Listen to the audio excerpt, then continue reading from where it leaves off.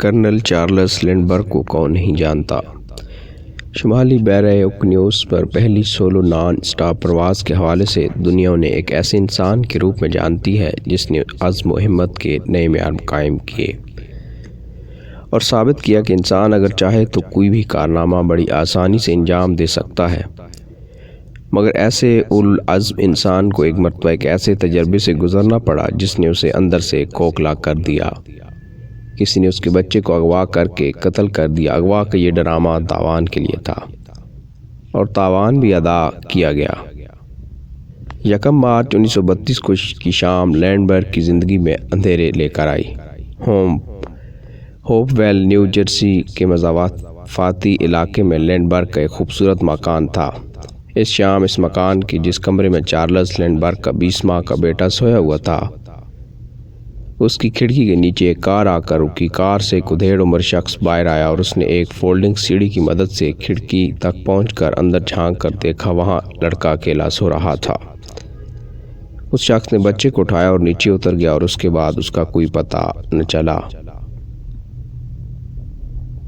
بچہ کیا اغوا ہوا؟ ایک ہنگامہ کھڑا ہو گیا۔ یہ چارلس لینڈبرگ کا بچہ تھا۔ شور تو مچنا ہی تھا۔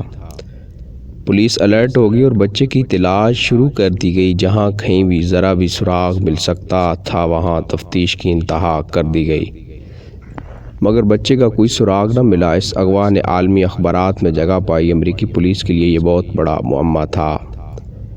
اس واردات سے چند ایسی باتیں بھی وابستہ ہو گئیں جن کی بظاہر کوئی توجیہ ممکن نہیں تھی۔ چند ایک لوگوں نے اس حوالے سے شہرت بٹورنے کی کوشش بھی کی اور ایک تاجر نے دعویٰ کیا کہ اغوا کنندہ نے اس سے رابطہ قائم کیا ہے۔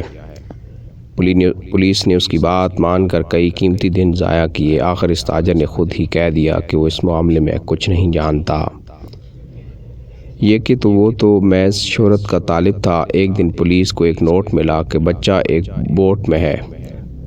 جب پولیس نے اس نوٹ کی مدد سے تفتیش کی کوئی تو معلومات نہیں ملی اور کسی نے مذاق کیا ہے۔ ایک سنکی ریٹائر اسکول ٹیچر نے پولیس کی جانب سے ایک مقامی اخبار میں اشتہار دے دیا اور کسی طرح یہ اشتہار ان لوگوں نے بھی پڑھ لیا جنہوں نے بچے کو اغوا کیا تھا، اور پھر انہوں نے پولیس سے رابطہ کیا اور تاوان بھی وصول کر لیا۔ اور ستم ظریفی یہ ہوئی کہ ایک اچھی خاصی رقم وصول کرنے کے بعد بھی انہوں نے بچے کو آزاد نہیں کیا۔ اب تو پولیس واقعی مشتعل ہو گئی۔ اس کے اعلیٰ حکام ہر حالت میں یہ چاہتے تھے کہ مجرم پکڑے جائیں۔ اس معاملے کو کئی ماہ بیت چکے تھے اور اب پولیس پر ہر طرف سے تنقید ہو رہی تھی۔ اسی دوران ایک جرمن باشندے برونو ہاپٹ مین کے لائف سٹائل میں غیر معمولی تبدیلی دیکھی گئی اور وہ ریٹائرڈ زندگی گزار رہا تھا۔ کوئی کام دھندا ابھی نہیں کرتا تھا، مگر اس کے باوجود بہت پرتعیش زندگی گزار رہا تھا۔ پولیس نے اس پر نظر رکھی اور ایک دن گھیر ہی لیا۔ وہ اس بات کا کوئی جواب نہ دے سکا کہ اس کے ذرائع آمدنی کیا ہیں، اور پھر جب اس پر سختی کی گئی تب اس نے بتایا کہ چارلس لینڈبرگ کے بچے کے اغوا میں وہ بھی شریک تھا، مگر اپنے ساتھیوں کے بارے میں وہ کچھ بھی بتا نہ سکا۔ وہ لوگ بچے کو لے کر کسی نامعلوم مقام پر چھپے ہوئے تھے۔ بہرکیف پولیس نے ہاپٹ مین کو تو طویل میں لے ہی لیا۔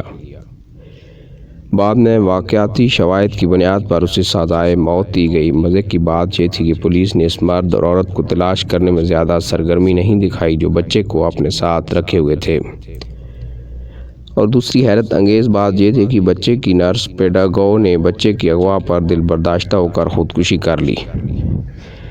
بروکلین کی ایک منسٹر نے پولیس کو بتایا کہ ایک عورت بچے کے بارے میں اپنی روحانی طاقت کی مدد سے بہت سی کام کی باتیں بتا سکتی ہے، اور تنگ آئی ہوئی پولیس نے یہ حربہ بھی آزمانے پر رضامندی ظاہر کر دی۔ اس عورت کا یہ کہنا تھا کہ اگر وہ بچے کے کمرے میں بیٹھ کر مراقبہ کرے تو کام کی باتیں آسانی سے بتا سکے گی، مگر مسز لینڈبرگ کی حالت اچھی نہیں تھی، اس لیے اسے ایک سامنے کے مکان میں لے جایا گیا جہاں سے اس کمرے کی کھڑکی صاف دکھائی دیتی تھی جس سے بچے کو اغوا کیا گیا تھا۔ 3-4 گھنٹوں میں اس عورت نے 2 پولیس افسران اور ایک اسٹینوگرافر کو بہت سی کام کی باتیں بتائیں، اور یہ بھی بتایا کہ بچے کو اغوا کرنے والے اس جگہ سے 4 کلومیٹر دور ایک ایسے مکان میں چھپے ہوئے ہیں جو جس پر رنگ نہیں کیا گیا۔ اس نے یہ بھی بتایا کہ ان لوگوں کے پاس ایک طاقتور دوربین بھی ہے جس کی مدد سے وہ لینڈبرگ کے مکان پر نظر رکھے ہوئے ہیں۔ پولیس نے اس کی باتیں سن لی مگر اس پر یقین یا عمل کرنے سے گریز کیا۔ اس کے ٹھیک 3 ہفتوں بعد بچے کی لاش مل گئی۔ لاش لینڈبرگ کے مکان سے تقریباً 4.25 کلومیٹر ایک ایسے مکان سے ملی جو ادھورا پڑا تھا اور ابھی اس پر پینٹ بھی نہیں کیا گیا تھا۔